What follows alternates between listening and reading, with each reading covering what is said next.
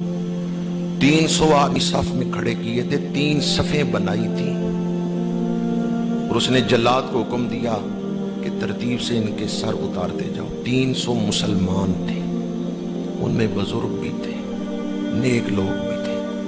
Hulagu Khan ने कहा तरतीब से 3 सफ़ों में तरतीब से इनके सर उतारते जाओ, और जब सर गिरते थे खून के फुवारे निकलते थे, हलाकू खान खुश होता था।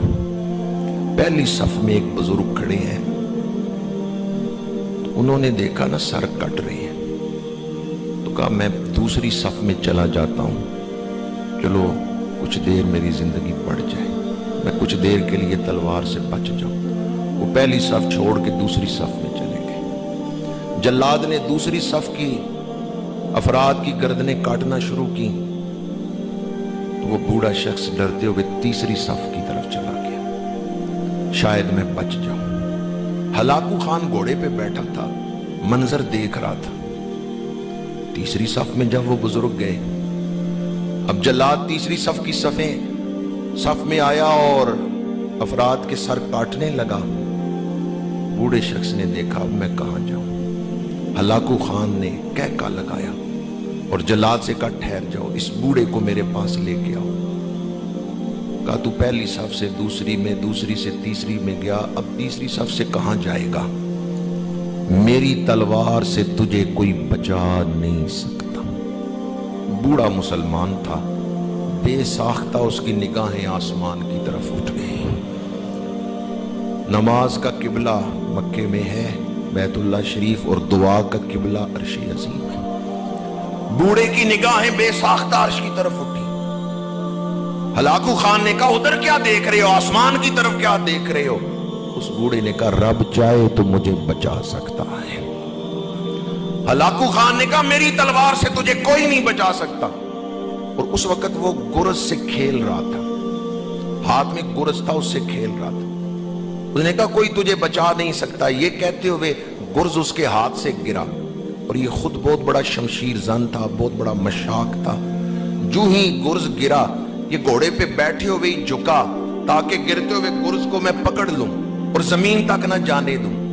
जब ये उधर लपका गुर्ज को उठाने के लिए, तो रिकाब से पैर निकल गया। जब रिकाब से पैर निकला तो ये घोड़े के एक तरफ गिरा, दूसरा पैर रिकाब में ही था। घोड़ा डर के दौड़ना शुरू हो गया।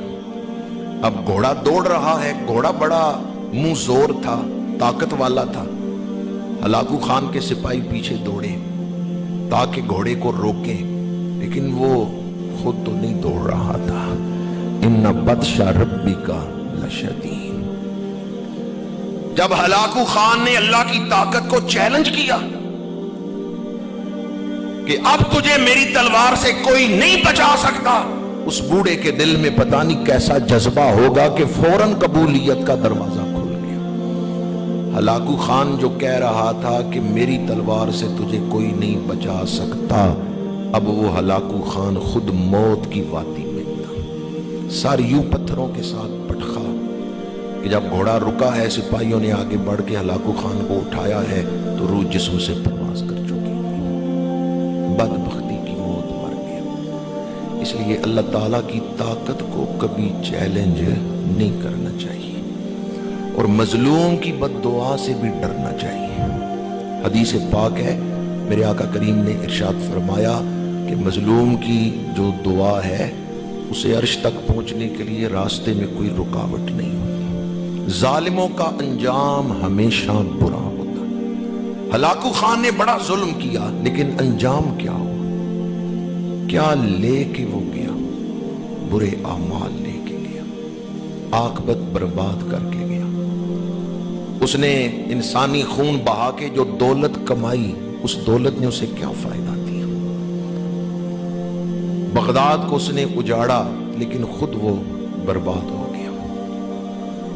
जिन औलियाए किराम पर उसने जुल्म किया, आज उनकी कब्रें तो आबाद हैं, लेकिन खुद हलाकू खान बर्बाद हो। दीन की बात फैलाना सदक़े जारिया है। सवाब की नीयत से वीडियो को शेयर जरूर